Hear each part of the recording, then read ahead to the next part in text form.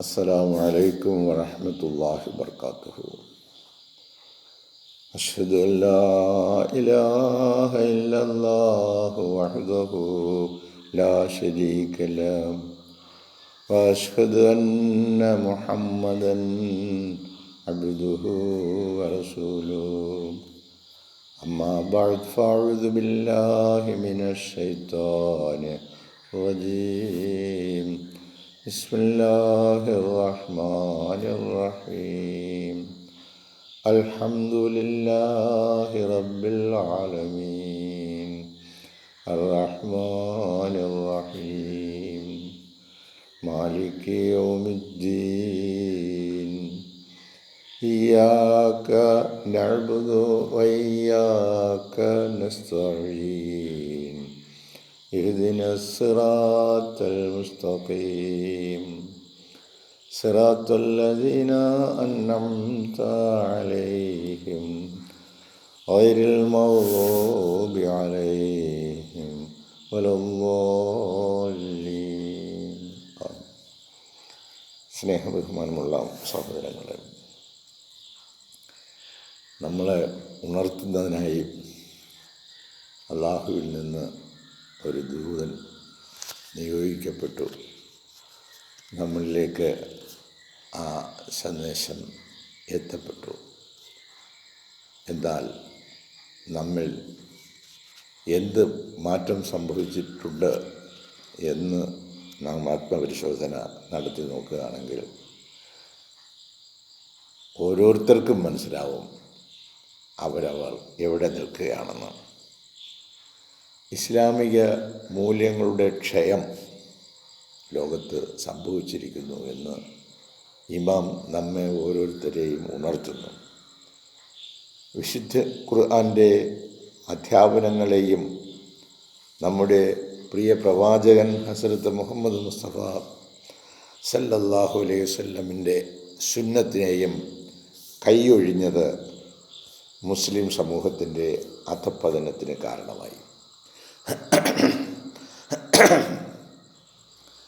ഏതെങ്കിലും വ്യക്തികളോ സമൂഹമോ ഈ ലോകത്ത് അധഃപതനത്തിന് ഇരയായെങ്കിൽ അതിൻ്റെ കാരണം അല്ലാഹു തആല കാണിച്ച ഈ വഴിയെ തിരസ്കരിച്ചതുകൊണ്ടും അതിന് വേണ്ട പരിഗണന കൊടുക്കാത്തതുകൊണ്ടുമാണ്. ഇത് അതിശക്തമായ ഒരു യുദ്ധതന്ത്രമായിരുന്നു. ഇതെങ്ങനെയാണ് നമുക്കാർക്കും ഇതിനോടൊരു താല്പര്യം തോന്നാത്തതിൻ്റെ കാരണം അതൊരു വലിയ യുദ്ധതന്ത്രമായിരുന്നു. അതായത് പടിഞ്ഞാറൻ രാജ്യങ്ങൾ മുസ്ലിങ്ങളെ ആകർഷിക്കുന്നതിനായി ലോകത്ത് എല്ലായിടത്തും കരുക്കൾ നീക്കി അവർ മുസ്ലിങ്ങളെ ക്ഷണിക്കുകയുണ്ടായി. അവരുടെ ജീവിത വഴികൾ സ്വീകരിക്കുവാനായിട്ട് അത് പരിപൂർണമായും ഇസ്ലാമിനെതിരായി.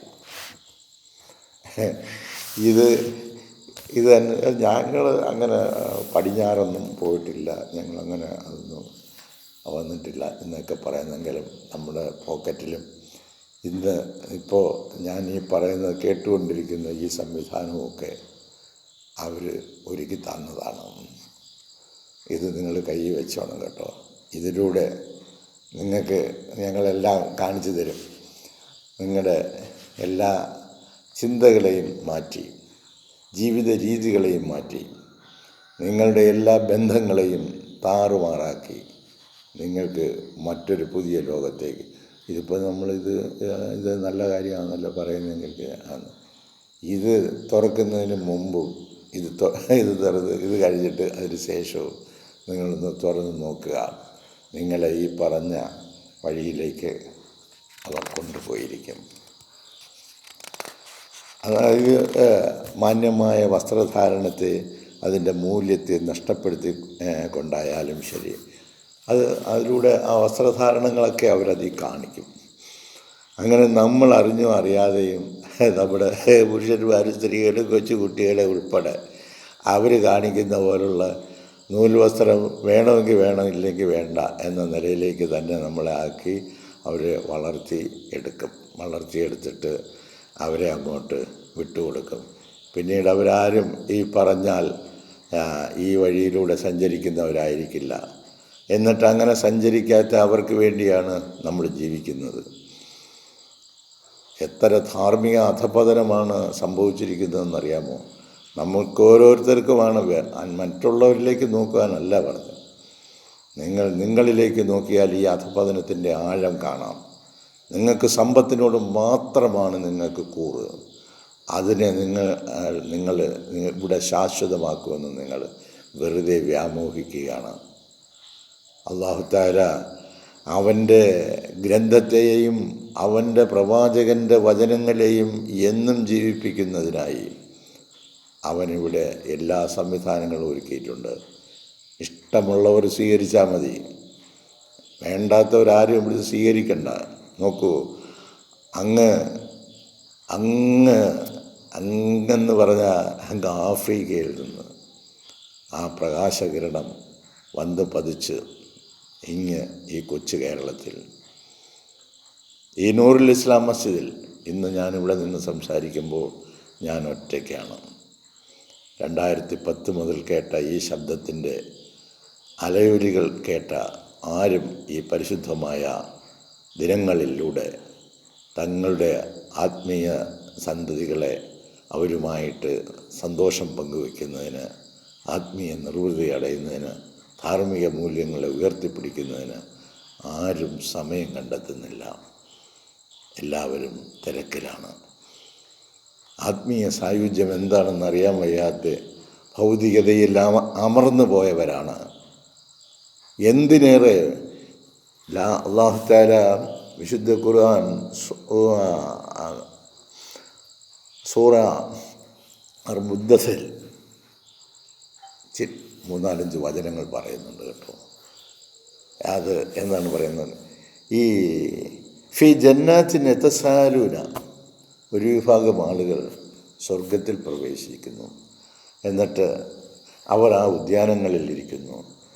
എന്നിട്ട് അവർ കുറ്റവാളികളെക്കുറിച്ച് അവർ പരസ്പരം അന്വേഷിക്കും. ഇടയിലെ ഇന്ന ആളുകളൊക്കെ ഉണ്ടായിരുന്നില്ല, അവരെ ആരെയും കാണുന്നില്ല, എന്താണ് അവരുടെ പ്രശ്നം, എന്തായി എന്ന് അന്വേഷിക്കുന്ന ഒരു രംഗം സൂറ മുദ്ദസിറിൽ അല്ലാഹു തആല പറയുന്നു. 41-42 വചനം, 47 വരെയുള്ള വചനങ്ങളിൽ അത് ചോദിക്കുന്നു. മാ സലക്കക്കും ഫീ സഖർ, കുറ്റവാളികളോട് അവർ ചോദിക്കും, നിങ്ങളെ നരകാഗ്നിയിൽ പ്രവേശിപ്പിച്ചത് എന്താണ്? അതൊന്നും ഞങ്ങളിതുവരെ കണ്ടിട്ടുമില്ല. അതൊക്കെ ഇനി വരാൻ പോകുന്ന കാര്യങ്ങളല്ലേ, സംഭവിക്കാൻ പോകുന്ന കാര്യങ്ങൾ. നാളെ ഇനി ഒരു മണിക്കൂർ കഴിയുമ്പോൾ സൂര്യൻ ഉദിച്ചു വരും. അത് ഉദിച്ചു വരുമ്പോഴല്ലേ അത് അന്നേരം ഞങ്ങൾ നോക്കിക്കോളാം, അങ്ങനെയൊന്നും സംഭവിക്കത്തില്ല എന്ന് പറഞ്ഞിരിക്കുന്ന ആളുകളെ നമുക്കെന്ത് ചെയ്യാൻ പറ്റുക? ഇവിടെ ചോദിക്കുന്നത് എന്താ? മാ സലക്കക്കും ഫീ സഖർ, കുറ്റവാളികളോട് അവർ ചോദിക്കുന്നു, നിങ്ങളെ നരകാഗ്നിയിൽ പ്രവേശിപ്പിച്ചത് എന്താണ്? അപ്പോൾ അവർ തന്നെ അവരുടെ തെറ്റുകൾ പറയുകയാണ്. കാലു ലം നകു മിനൽ മുസല്ലീൻ, അവർ പറയും, ഞങ്ങൾ നമസ്കരിക്കുന്നവരിൽപ്പെട്ടവരായിരുന്നില്ല. അപ്പോൾ നിങ്ങൾ പറയും, ഞങ്ങൾ വീട്ടിൽ ഞങ്ങളെല്ലാം നിസ്കരിക്കുന്നവരാണല്ലോ, നിങ്ങൾ നമസ്കരിക്കുന്നവർ ആയിരുന്നില്ല. നമസ്കരിക്കാം, വീട്ടിൽ നിസ്കരിക്കാം. എന്നിടയിൽ നിങ്ങളുടെ വീട്ടിൻ്റെ തൊട്ടടുത്ത് ഒരു ചെറിയ കൊച്ച് ആശുപത്രി ഉണ്ടെങ്കിൽ, നിങ്ങൾക്ക് ചെറിയ അസുഖം ഉണ്ടെങ്കിൽ എന്ത് ചെയ്യും? വീട്ടിലിരിക്കുക ഇല്ല, ആ ആശുപത്രിയിലോട്ട് പോകും. അവിടെ ചെല്ലുമ്പോൾ അവിടുത്തെ ഡോക്ടർ നിനക്ക് ഇവിടെ പറ്റത്തില്ല കേട്ടോ, ഇച്ചിരി കൂടെ വലുത് ഇന്ന സ്ഥലത്തോട്ട് പോകുമെന്ന് പറയും. അവിടെ ചെല്ലുമ്പോൾ അവർ പറയും ഇവിടുത്തെ ഒക്കത്തില്ല, എങ്കിൽ മെഡിക്കൽ കോളേജിൽ കൊണ്ടുപോകും. ഓടും ഈ പറഞ്ഞ എല്ലാ സ്ഥലങ്ങളിലും നമ്മൾ എന്തിനാ കിട്ടുമെന്നും പറഞ്ഞ് ഈ നെട്ടോട്ടം നമ്മൾ ഓടിക്കൊണ്ടിരിക്കണം. അപ്പോൾ അവർ ഈ പറഞ്ഞ കാര്യങ്ങളൊക്കെ നമ്മളൊക്കെ ചെയ്യാം. ഈ ആത്മീയ കാര്യത്തിന് നിങ്ങൾ ഒരു ചെറിയ സെൻറ്ററിൽ ഇരുന്നാൽ പോരാ, നിങ്ങളുടെ വീട്ടിലിരുന്നാൽ മാത്രം പോരാ, അതുള്ള ഒരു സ്ഥലത്തോട്ട് ഇച്ചിരി കൂടെ ഒരു വലിയ സെൻറ്ററിലോട്ട് പോകും. അവിടെ ചെന്ന് അതും പോരാ, ഒത്തിരി കൂടെ വലിയ സെൻറ്ററിലോട്ട് പോകും. ഇത് ഭൗതിക ലോകത്ത് നിങ്ങളുടെ കാര്യങ്ങൾ നേടുന്നതിന് ഇതൊക്കെ നിങ്ങൾ കാണുന്നുണ്ട്. ആത്മീയ ലോകത്ത് ഇതൊന്നും ഞങ്ങൾക്ക് വേണ്ട, ഞങ്ങളെല്ലാം അറിയാം, ഞങ്ങൾക്കെല്ലാം ഈ ധാർഷ്ട്യതയോടുകൂടിയുള്ള ഈ ജീവിതവും പെരുമാറ്റവും എവിടെ കൊണ്ടെത്തിക്കുമെന്നാണ് വിചാരിക്കുന്നത്. അപ്പോൾ അവർക്ക് ഈ ദുരവസ്ഥയുടെ കാരണം പറഞ്ഞത് കാലു ലം നക്കു മിനൽ മുസല്ലീൻ. ഇനി രണ്ടാമത്തെ കുറ്റം അവർ ചെയ്തത്, അവർ നിസ്കരിക്കുന്നവരുടെ കൂട്ടത്തിൽ അവരായില്ല. അവർ അവരുടേതായ ഒരു മതം സ്വീകരിച്ചു, അവരുടെ റൂട്ടിലൂടെയാണ് അവർ സഞ്ചരിച്ചത്. അള്ളാഹിൻ്റെ മതം സ്വീകരിച്ചുകൊണ്ട് അള്ളാഹിൻ്റെ റൂട്ടിലൂടെ അല്ല അവർ മുന്നോട്ട് പോകാൻ സ്വീകരിച്ചത്. അവരുടേതായ ഒരു റൂട്ട് നിശ്ചയിച്ചു. എനിക്ക് ഇപ്പം ഇന്ന് രാവിലെ ഞാൻ നോക്കുമ്പോൾ ഞാൻ മാത്രമേ ഉള്ളൂ. അപ്പോൾ എൻ്റെ വൈഫ് ചോദിച്ചാൽ, അല്ല നിങ്ങൾ മാത്രമേ ഉള്ളൂ ഇപ്പം നിസ്കരിക്കാൻ പോകുന്നത്, ഇപ്പം എന്നാൽ വീട്ടിലങ്ങ് നിസ്കരിച്ചൂടെ? ഞാൻ പറഞ്ഞ പള്ളിയിൽ പോയി നമസ്കരിച്ചാൽ ഇന്നതുപോലെ തരാമെന്നാണ് പറഞ്ഞിരിക്കുന്നത്. വീട്ടിൽ നിസ്കരിച്ചാൽ ഇത്രയേ തരുമോ? അതുകൊണ്ട് ഞാൻ പള്ളിയിലേക്ക് പോവുകയാണ്. അപ്പം എന്നിട്ട് അടുത്ത് എന്താ പറഞ്ഞാൽ, വലം നെക്കു നുത്തൈമുൽ മിസ്കീൻ, ഞങ്ങൾ അഗതികൾക്ക് ആഹാരം നൽകുന്നവരുമായിരുന്നില്ല. നല്ലതുപോലെ എല്ലാ സാധനങ്ങളും ഇന്ന് വാങ്ങിച്ച് ഫ്രിഡ്ജുകളിൽ കയറ്റി വെച്ച് തന്നെത്താൻ തിന്ന് കൊഴുത്തിരിക്കുകയാണ് ആളുകൾ.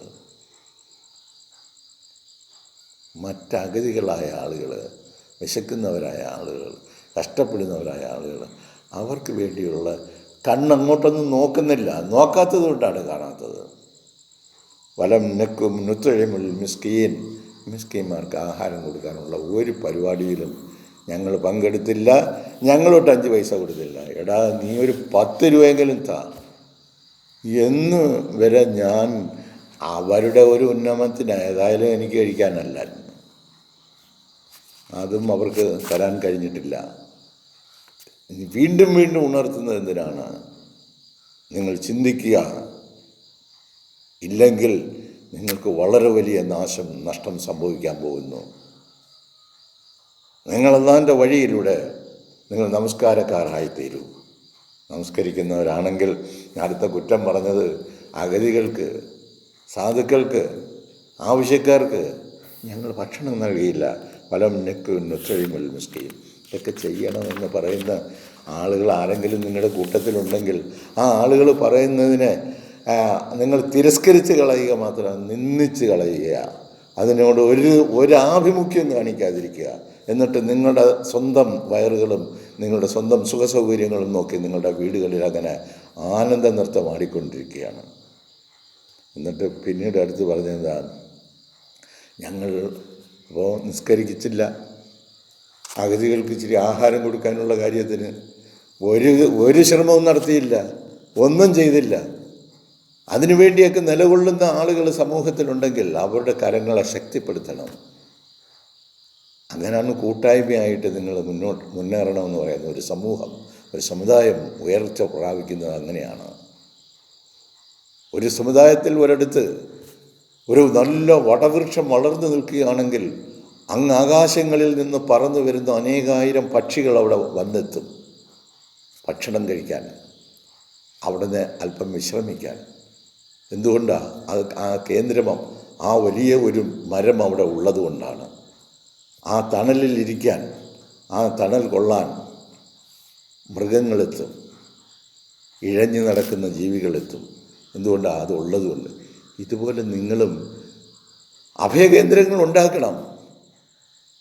നിങ്ങളുടെ സമ്പത്തെല്ലാം വെച്ച് നിങ്ങൾ സ്വയം അനുഭവിച്ചു കൊണ്ടിരിക്കുക, എന്നിട്ടത് കൈക്കലാക്കാൻ ശ്രമിച്ചുകൊണ്ടിരിക്കുന്നു തെറ്റായ നിലയിലൂടെ.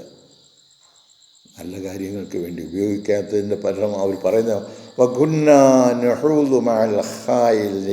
ഞങ്ങളുടെ പണി എന്തായിരുന്നെന്നറിയാമോ?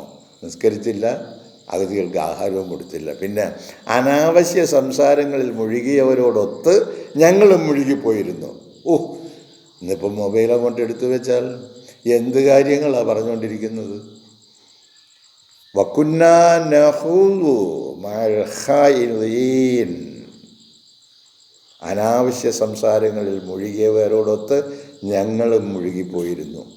ഇന്ന് ലോകത്ത് ഇതല്ലയോ നടക്കുന്നത്? നമ്മളിതൊക്കെ ചെയ്തുകൊണ്ടല്ലേ ഇരിക്കുന്നു. അതുകൊണ്ട് തന്നെ നമുക്ക് ഇങ്ങനെയുള്ള കാര്യങ്ങളിലൊന്നും പങ്കെടുക്കാനും അങ്ങനെയുള്ള ആത്മീയ ചിന്തകളിലേക്ക് വ്യാപരിക്കാനും കഴിയുന്നില്ല. എല്ലാവരും അവരവരുടേതായ ന്യായീകരണം കണ്ടെത്തുന്നു.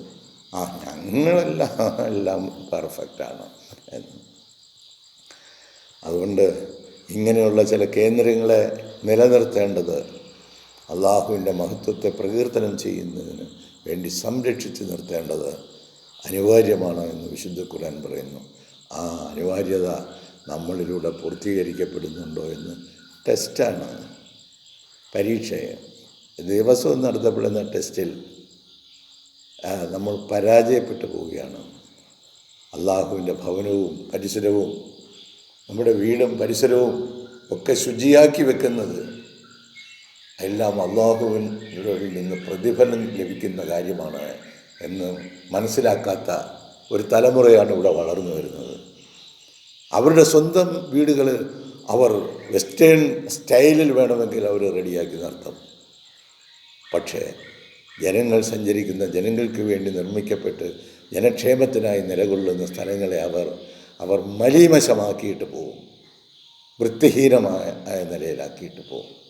ഇങ്ങനെയുള്ള വളരെ ദുഷിച്ചു പോയ മനസ്സിൻ്റെ ഉടമകളെ ഒന്ന് സംസ്കരിച്ചെടുക്കുന്നതിന് വേണ്ടി ആണ് ഇത്തരം കേന്ദ്രങ്ങളിലേക്ക് എത്തുവാനും അവർക്ക് ഉപദേശങ്ങൾ പകർന്നു കൊടുക്കാനും അതനുസരിച്ച് അവർക്കൊരു ഉത്തേജനം വരികയാണെങ്കിൽ തങ്ങളുടെ പ്രവർത്തനങ്ങൾക്ക്, ശൈലികൾക്ക്, ജീവിത രീതിക്ക് ഒക്കെ മാറ്റം വരുത്തുവാനും കഴിയുന്നത്. എന്നിട്ട് പറഞ്ഞു, വകുന്നാനുക്കദ്ദിബുബിയൗമിദ്ദീൻ, ഞങ്ങൾ പ്രതിഫലം നൽകുന്ന നാളിനെ നിഷേധിക്കുന്നവരുമായിരുന്നു. അതൊക്കെ എന്ന് ഇപ്പോൾ എന്താ വരുന്നത്, എന്നാ സംഭവിക്കുന്നത്?